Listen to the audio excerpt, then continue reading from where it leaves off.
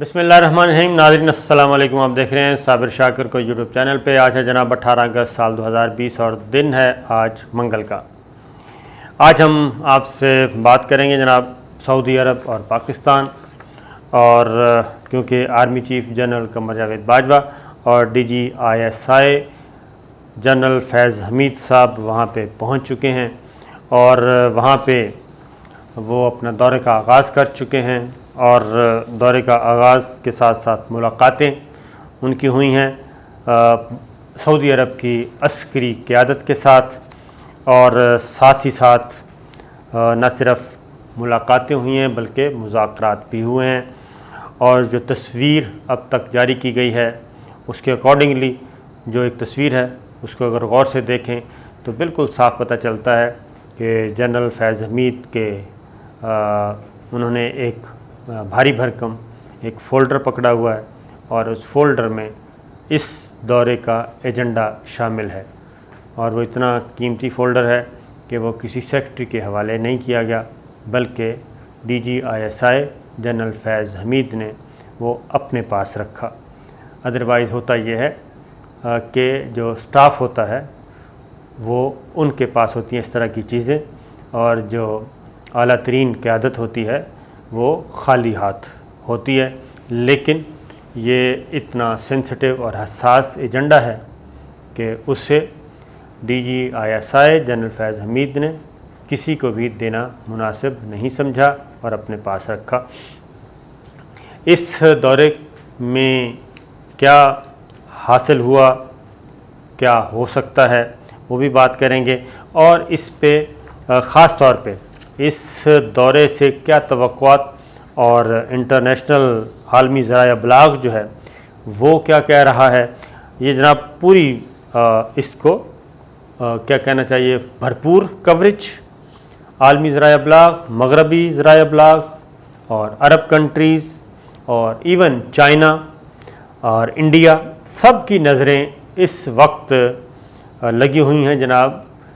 Army chief general Qamar Javed Bajwa और DGISI general फैज़ हमीद के दौरे रियाज़ पर। सब की नज़रें, और अपने अपने अंदाज में इसको रिपोर्ट किया है।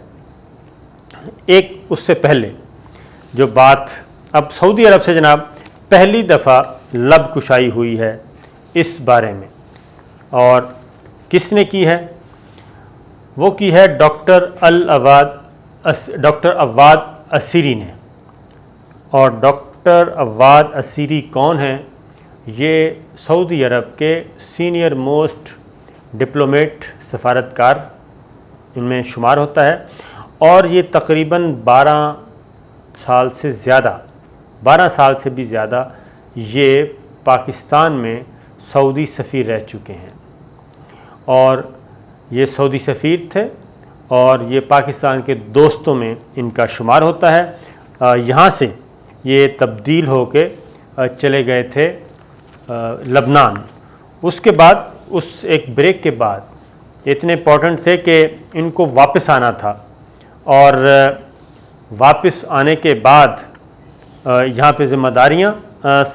संभालना थी, लेकिन कुछ टेक्निकल रीज़न्स या फिर लबनान की सूरत हाल की वजह से ये नहीं आ सके थे और अपनी ज़िम्मेदारियाँ उधर ही किए। ये जब पाकिस्तान में सफ़ीर थे तो ये सिर्फ अव्वाद असीरी थे। अब उन्होंने PhD भी कर ली है, उससे आप अंदाज़ा कर सकते हैं कि ये कितने काबिल आदमी हैं। उन्होंने जनाब परसों यानी आर्मी चीफ़ के दौरे से एक दिन पहले एक आर्टिकल लिखा, और ये आर्टिकल अरब न्यूज़ में शाया हुआ, और ये था पाकिस्तान और सऊदी अरब के ताल्लुकात के बारे में। उसका अहाता किया गया, और उसमें डॉक्टर अव्वाद असीरी ने, डॉक्टर अव्वाद असीरी इनका पूरा नाम है जनाब, जी हाँ, तो इन्होंने ये एक डॉक्टर अली अव्वाद असीरी, तो ये इनका कहना है अपने कॉलम में जो उन्होंने लिखा, उन्होंने कहा कि पाकिस्तान और सऊदी अरब के ताल्लुकात कभी भी ख़राब नहीं हो सकते, और अलबत्ता उन्होंने कहा कि ये जो ताज़ा इस वक्त कज़िया खड़ा हुआ है सऊदी अरब और पाकिस्तान के दरमियान, इसकी इब्तदा उन्होंने कहा कि वज़ीर ख़ारजा शाह महमूद कुरैशी के गुफ्तगू से हुई और उस गुफ्तगू का हवाला दिया जो प्राइवेट टेलीविज़न ARY में शाह महमूद कुरैशी ने गुफ्तगू की, एक दफ़ा नहीं की, 2 दफ़ा गुफ्तगू की। और उस गुफ्तगू में ये उन्होंने वाज़ेह तौर पे अपने दुख का, कर्ब का इजहार किया और उन्होंने ये कहा कि जनाब कश्मीर के मामले में ख़ास तौर पे OIC के फ़ोरम से हमें रिस्पांस नहीं मिल रहा और अब मैं हुकूमत से कहूँगा, वज़ीर-ए-आज़म से कहूँगा कि वो OIC इस्लामी ममालिक के वज़राए ख़ारजा का इजलास ख़ुद बुलाए और लाइक माइंडेड ममालिक को बुलाया जाए और फिर सऊदी अरब शरीक हो या ना हो, हम ये इजलास कन्वीन करें। तो डॉक्टर अव्वाद असीरी ने ये कहा कि ये इस इंटरव्यू के बाद मीडिया में भी ये ख़बरें आना शुरू हो गईं और पाकिस्तानी मीडिया ने भी इस सिलसिले में बकौल डॉक्टर असीरी के कि ये एक क्या कहना चाहिए, यकतरफ़ा तौर पे उन्होंने कहा कि रिपोर्टिंग की। लेकिन मेरा इसमें एक नुक्ता नज़र कि ये ख़बरें काफ़ी दिन आती रहीं और तबसरे भी होते रहे, तज्ज़िये भी होते रहे, लेकिन ना तो सऊदी गवर्नमेंट की तरफ से यानी कि रियासत से कोई इस बारे में वजाहत की गई और ना ही इस्लामाबाद में सफारत खाने से कोई ऐसी वजाहत आई। और उसके बाद फिर मैं आपको पहले भी बता चुका हूँ और अब फिर बता दूँ कि फिर बैकडोर चैनल मुतहर्रक हुए और बैकडोर चैनल से जब मुतहर्रक हुए और सऊदी एम्बेसडर मुतहर्रक हुए, फिर उन्होंने मुलाकातों का सिलसिला शुरू किया। आर्मी चीफ से मुलाकात, वज़ीर आला पंजाब उस्मान बुज़दार से मुलाकात, गवर्नर पंजाब से मुलाकात, आज चेयरमैन सेनेट सादिक संजरानी से मुलाकात और इस तरीके से मुख्तलिफ़ मुलाकातों के बाद बैकडोर चैनल मुतहर्रक किया और मामलात को ठीक करने की कोशिश की। तो डॉक्टर असीरी, अब ये डॉक्टर असीरी जो हैं, ये समझें आप सऊदी अरब बोल रहा है, ये सऊदी हुकूमत बोल रही है। ये जो इस कॉलम में उन्होंने तहरीर की है, ये इनफैक्ट डॉक्टर असीरी के रूप में सऊदी अरब का ये पहला रद्द अमल आया है जो कि मैं आपको बता रहा हूँ।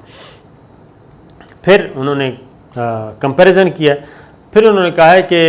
एक और बात भी उन्होंने की है। डॉक्टर असीरी ने कहा कि एक तो मीडिया की तरफ से और एक वज़ीर ख़ारजा की तरफ से ये सारी चीज़ें हुई। हालांकि उन्होंने कहा कि ये टाइम टेस्टेड दोस्ती है, फ्रेंडशिप है, सऊदी अरब और पाकिस्तान ये जुदा हो ही नहीं सकते डॉक्टर असीरी, क्योंकि उनका अपना तजर्बा ही एक बहुत बड़ा। और ख़ास तौर पे मैं बताऊंगा कि डॉक्टर असीरी थे उस वक्त जब कू हुआ 99 का और उसके बाद सारी डील जो हुई, शरीफ फैमिली बाहर गई, उस वक्त भी डॉक्टर असीरी ही थे इधर एम्बेसडर। तो ये उस दौर की मैं बात कर रहा हूँ और परवेज़ मुशर्रफ के ज़माने तक भी यही रहे और उसके बाद ये ग़ालिबन 2007-8 में ये यहाँ से चले गए थे लेबनान। तो इसलिए ये काफ़ी सऊदी इस्टेब्लिशमेंट का के अहम तरीन आदमी हैं जो डॉक्टर असीरी हैं और उनसे मेरी भी अच्छी हेलो हाय थी। तो ये चीज़ उसके बाद ही उन्होंने कहा है कि पाकिस्तान ने भी मुश्किल औक़ात में सऊदी अरब की मदद की और सऊदी अरब ने भी पाकिस्तान के मुश्किल हालात में मदद की। और फिर जिस ये जो आर्टिकल अरब न्यूज़ में छपा है उसमें जो तस्वीर लगाई है वो लगाई है जनाब मोहम्मद बिन सलमान का, जो यहाँ पे रिसेप्शन हुआ था पाकिस्तान में वज़ीर आज़म हाउस में या ईवान सदर में, उसमें जो बगी में बिठा के उनको ले जाया गया था तो वज़ीर आज़म हाउस में, तो जनाब वो तस्वीर उस पर लगाई गई है। उसके बाद डॉक्टर असीरी ने वो गिनवाए कि सऊदी अरब ने कहाँ कहाँ पाकिस्तान की मदद की और सऊदी अरब के नज़दीक पाकिस्तान कितना इम्पॉर्टेंट है। फिर वही मोहम्मद बिन सलमान का विज़िट का तज़किरा किया है, 20 अरब डॉलर की सरमायाकारी का। उन्होंने कहा 10 अरब डॉलर की ग्वादर पर ऑयल रिफाइनरी कायम करना थी, उसके बाद 20 अरब डॉलर की सरमायाकारी थी। और इसके अलावा उन्होंने कहा कि पाकिस्तान ने पाकिस्तान ने भी 1990 में पाकिस्तान ने अपनी फ़ौज इराक़ की कुवैत में मुदाखलत के खिलाफ सऊदी अरब की हिफाजत के लिए भेजी और 3 दिहाइयों बाद पाकिस्तान के साबिक़ आर्मी चीफ राहील शरीफ जो हैं वो 41 ममालिक की फ़ौज की सरबराही वहाँ कर रहे हैं। तो ये ताल्लुकात की नौइयत है, यानी पाकिस्तान ने अपनी फ़ौज सऊदी अरब की हिफाजत के लिए भेजी, वो ये बता रहे हैं डॉक्टर सीरी। तो वो उन्होंने ये सारी बातें की। उन्होंने कहा कि ये इतना आसान नहीं है कि जनाब पाकिस्तान और सऊदी अरब के ताल्लुकात को ख़राब करना, लेकिन एक बात उन्होंने ज़रूर की कि कश्मीर की कानूनी पोजीशन को कानून साजी की कश्मीर जो पाकिस्तान का एतराज़ है वो ये था कि OIC, तो डॉक्टर सीरी ने उसको अपने तौर पे डिफेंड किया है। उसने कहा कि OIC ने कानूनी पोजीशन तब्दील करने की जो इंडिया ने कोशिश की उसको मुस्तरद कर दिया। उसके बाद 2-3 झैली कमेटियों के इजलास हुए जिसमें सऊदी अरब ने और OIC ने पाकिस्तान को सपोर्ट किया, लेकिन फिर आगे जाके वो एक और बात भी करते हैं और वो ये बात करते हैं कि जनाब जो मामला है जहाँ पे ख़राब हुआ वज़ीर ख़ारजा शाह महमूद कुरैशी का, तो ऐसे लगता है कि डॉक्टर सीरी और सऊदी अरब ये सारा मामला शाह महमूद कुरैशी के खाते में डाल रहे हैं और शाह महमूद कुरैशी के खाते में डाल के उन्होंने ये भी कहा कि क्या जो है वो ये सारी चीज़ें प्राइम मिनिस्टर इमरान ख़ान क्या कोई शाह महमूद कुरैशी की इस बात का नोटिस लेंगे और उनको आइंदा मुहतात रहने का कहेंगे और उनको कहना चाहिए। फिर एक और बात वो गालिबन उन्होंने इशारा किया है ईरान की तरफ, और वो है कि ये जो मुखालिफ ममालिक एक ट्रैप करने की कोशिश करते हैं पाकिस्तान और सऊदी अरब के ताल्लुकात को ख़राब करने की, वो ईरान की तरफ इशारा भी हो सकता है, कतर की तरफ भी हो सकता है, तुर्की की तरफ भी हो सकता है, तीनों की तरफ हो सकता है। तो उसमें डॉक्टर सीरी ने कहा कि क्या पाकिस्तान को, यानी कि पाकिस्तान इसमें क्यों इसको जाना चाहिए, इस ट्रैप में क्यों पाकिस्तान को आना चाहिए, और इसलिए उन्होंने कहा है कि जो इत्तफ़ाक़ात हैं, जो ताउन है, जो कोऑपरेशन है, उसको फॉलो करना चाहिए और इसके अलावा किसी तरफ नहीं देखना चाहिए। और सबसे आखिर में उन्होंने जो कंक्लूड किया अपना आर्टिकल, उसने कहा कि जनाब ये पाकिस्तान और सऊदी अरब की जो तारीख़ी पार्टनरशिप है इसको कोई नुकसान नहीं पहुंचा सकता और ये इतनी मज़बूत है कि ये कोई तसव्वुर भी नहीं कर सकता कि सऊदी अरब और पाकिस्तान एक दूसरे से कितना जुड़े हुए हैं। तो ये आर्मी चीफ़ के जाने से पहले एक तरह से सऊदी अरब ने अपनी वॉइस जो थी वो दे दी है अपने एक सफारतकार के ज़रिए। तो अब आर्मी चीफ़ उधर मौजूद हैं और उन्होंने जनाब हमारी इत्तलात के मुताबिक 4 अहम तरीन मुलाकातें कर चुके हैं वो, और इन 4 अहम तरीन मुलाकातों में सऊदी क़यादत के साथ, मिलिट्री लीडरशिप के साथ भी मुलाकात हो चुकी है। उनको गार्ड ऑफ ऑनर पेश किया गया है, उनको फुल प्रोटोकॉल दिया जा रहा है और हमारी इत्तलात के मुताबिक सूरत हाल पॉजिटिव रही है, मस्बत नोट पे ख़त्म हुई है। उसमें किसी किस्म का कोई जो इख्तलाफात थे, इख्तलाफ राय था या सोचने का अंदाज़ था, उसको क्या कहना चाहिए कि उस पे बात हुई है। इसके अलावा जो बुनियादी बातें थीं उसमें किसी किस्म का कोई इख्तलाफ नज़र नहीं आया, लेकिन ये बात ज़रूर हुई है कि जनाब पाकिस्तान और सऊदी अरब के ताल्लुकात ऐसे नहीं हैं कि आपस में अगर कोई इख्तलाफात हो जाएं या किसी चीज़ पे कोई डिफरेंस ऑफ ओपिनियन है तो उसको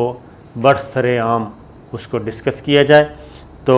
बैकडोर चैनल, सफारती चैनल, सियासी चैनल, अस्करी चैनल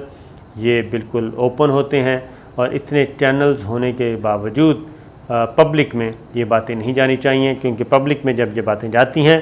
तो फिर मुखालिफिन जो हैं उनको खेलने का मौका मिलता है। और ये थी जनाब सूरत हाल पाकिस्तान और सऊदी अरब की, और बाज़ाब्ता तौर पे सिर्फ़ इतना जारी हुआ है कि दिफ़ा और दिफ़ाई ताउन के मामले पे बात हुई है, और लेकिन मुलाकात में इससे ज़्यादा बातें हुई हैं और सब की सब बातें अच्छी हैं। तो जनाब इजाज़त दीजिए, अल्लाह हाफ़िज़।